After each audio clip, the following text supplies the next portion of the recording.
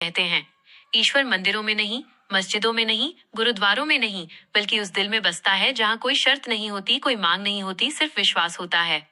ये साखी किसी बड़े संत की नहीं, किसी विद्वान की नहीं, बल्कि एक अति निर्धन बुजुर्ग इंसान की है, जिसके पास न धन था, न शक्ति, न सहारा, बस अटूट भक्ति थी। एक छोटे से गांव के बाहर पीपल के पेड़ के नीचे एक टूटी फूटी सी झोपड़ी थी।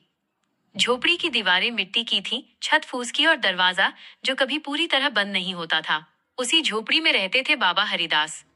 उम्र लगभग 70 वर्ष, पीठ झुकी हुई, आंखों में झुर्रियां, हाथ कांपते हुए, लेकिन चेहरे पर एक अजीब सी शांति। गांव वाले उन्हें पागल बूढ़ा कहते थे, क्योंकि बाबा हरिदास दिन में कई बार आकाश की ओर देखकर मुस्कुराते थे और कहते थे, आज फिर तू मेरे पास बैठ गया ना, हे निरंकार। बाबा हरिदास के पास न खेत था, न बेटा, न कोई जमा पूंजी। जो मिलता वही खाते। कभी गांव से सूखी रोटी मिल जाती, कभी केवल पानी, लेकिन कभी भी उनके मुंह से शिकायत नहीं निकली। गांव वाले पूछते, बाबा इतना कष्ट सहकर भी आप मुस्कुराते कैसे हो?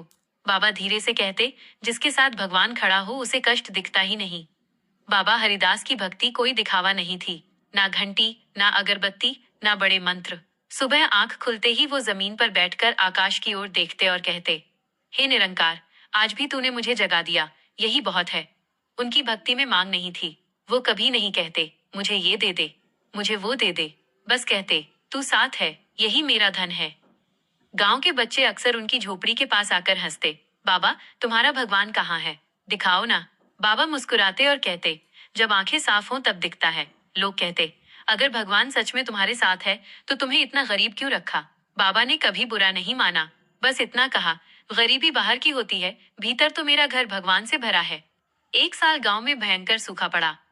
फसलें जल गईं। लोगों के घरों में चूल्हा नहीं जला। जो थोड़े बहुत सहारे थे वो भी टूटने लगे। एक दिन बाबा हरिदास 3 दिन से भूखे थे। शरीर कमजोर, आवाज धीमी। रात को तेज ठंडी हवा चली। झोपड़ी की छत उड़ गई। बाबा खुले आकाश के नीचे लेटे हुए थे।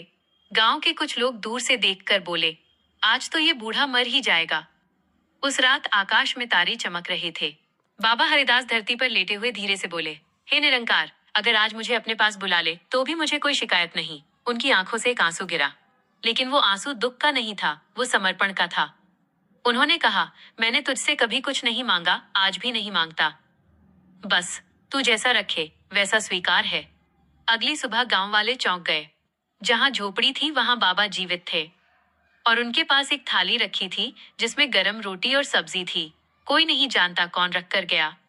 लोग कहने लगे, ये तो चमत्कार है। बाबा मुस्कुराए और बोले, ये चमत्कार नहीं, भरोसे का फल है। गांव का एक पढ़ा लिखा व्यक्ति आकर बोला, बाबा अगर भगवान सब देता है तो आप अमीर क्यों नहीं बन गए? बाबा ने शांत स्वर में कहा, क्योंकि मैंने भगवान को साधन नहीं बनाया, मैंने उसे साथी बनाया।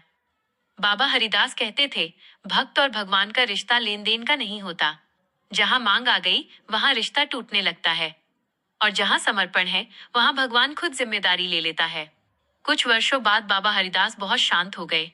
एक दिन उन्होंने गांव वालों से कहा, आज निरंकार मुझे बुला रहा है। लोग रोने लगे, लेकिन बाबा के चेहरे पर वही मुस्कान थी। उन्होंने आंखें बंद की और अंतिम शब्द बोले, मैं अकेला नहीं जा रहा, मेरा भगवान मेरे साथ है। और फिर बाबा शांति से इस संसार से विदा हो गए। उस दिन के बाद गांव में एक बात फैल गई, भगवान अमीर के महलों में नहीं, बल्कि उस निर्धन के दिल में रहता है जो बिना शर्त उस पर भरोसा करता है। अंतिम संदेश, निरंकारी भाव। निरंकार कहते नहीं, मुझे मानो, वह कहते हैं मुझ पर भरोसा करो। भक्ति तब अटूट होती है जब हम भगवान को अपना साधन नहीं, अपना सहारा बना ले। जब हम दुख में भी उससे शिकायत न करें और सुख में उसे भूले नहीं। जहाँ ऐसा होता है वहीं भक्त और भगवान एक हो जाते हैं। अगर इस साखी ने आपके दिल को थोड़ा भी सुकून दिया हो, अगर आपके मन में परमात्मा के लिए एक छोटी सी भी भावना जगी हो, तो कृपया इस वीडियो को लाइक करें और ऐसे ही और निरंकारी साखियों के लिए चैनल को सब्सक्राइब जरूर करें। आपकी एक छोटी सी सपोर्ट किसी और के जीवन में रोशनी बन सकती है। धन निरंकार।